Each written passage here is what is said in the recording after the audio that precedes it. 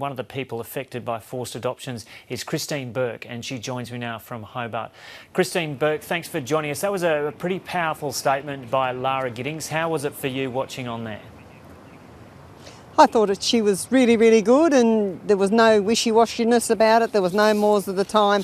I'm very proud of our Premier for that statement, for that apology. Yeah, tell us about your story. My story was I was a country girl. I got pregnant. I had a child at 17. I was put in Elam, which was the Salvation Army home for unmarried mothers. The treatment there is another story. I lost my child to adoption, and I've got her back now with 2 grandchildren, and my daughter and her children were here today with me. We heard some terrible stories from Lara Giddings about what happened at childbirth with some mothers, the officials or whoever was there put pillows over the faces of some mothers so that they couldn't see their children. What happened to you at the point of childbirth? I was tied to a bed. In factual fact, I had back pains. I was told to stop whinging and take a Disprin. When the time got closer, I was tied to a bed. I was left there. I had my child by myself.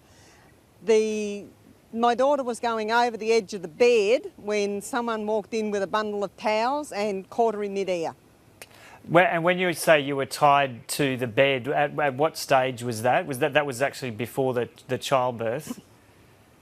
Oh yes. And so what effect has this had on you since then? Just tell us about the search for your child.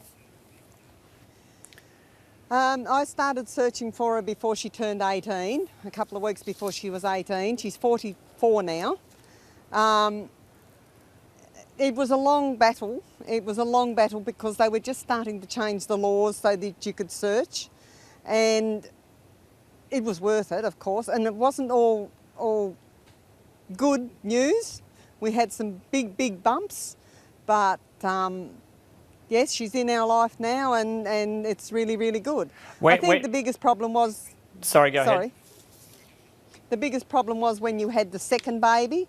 You were too frightened to leave it or take your eyes off it because you were frightened that someone was going to whisk him away and you were never going to see him like the first. And parents got all gooey over the second child, and nobody could have cared less over the first one, and I think that was probably the biggest impact on me. When you say there were big bumps along the way, was that in your fight to find your daughter, or re-establishing or establishing some sort of relationship with her after you tracked her down at the age of 18? I found her, I started searching a couple of weeks before she was 18. I found her when she was 21. And that's when the bumps started. We had a good 9 months, and then things happened, as things do in families, I guess. Yep. And we came back together 15 years ago. Yeah. And things are pretty sweet now. She was with you in Parliament today? My husband was there, and her, my daughter, wow. and my 2 grandchildren. How special was that? Oh, it was great. You know, now she knows that I love her, you know. I mean, she knows that anyway, but it was nice to hear people say that it wasn't my fault. Yeah, did you still... We hear people talking about the guilt and things like that. Did you feel any guilt at all, or was it a frustration with authorities? Oh no, everybody feels guilt. Everybody feels guilt. You'll notice, well, probably you wouldn't, but you know, you get the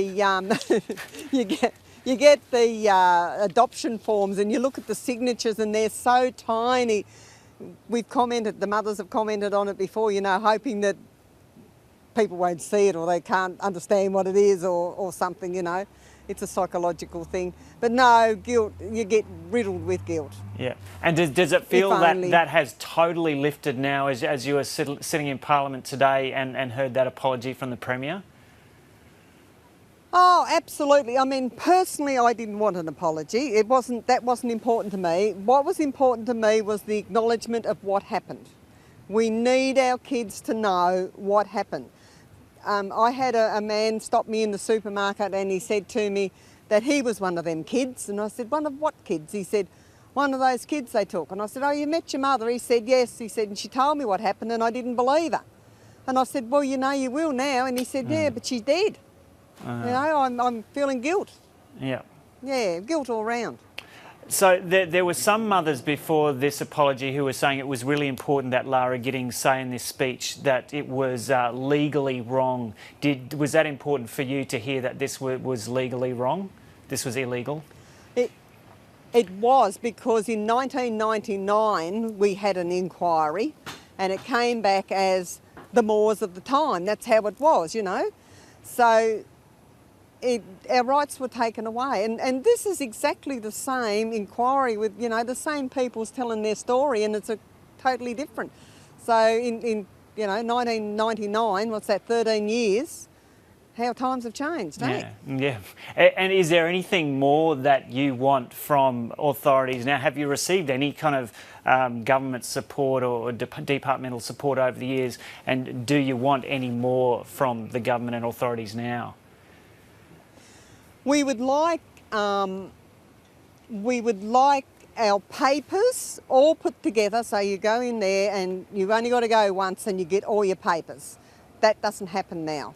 We don't want to have to pay $288 for search and contact.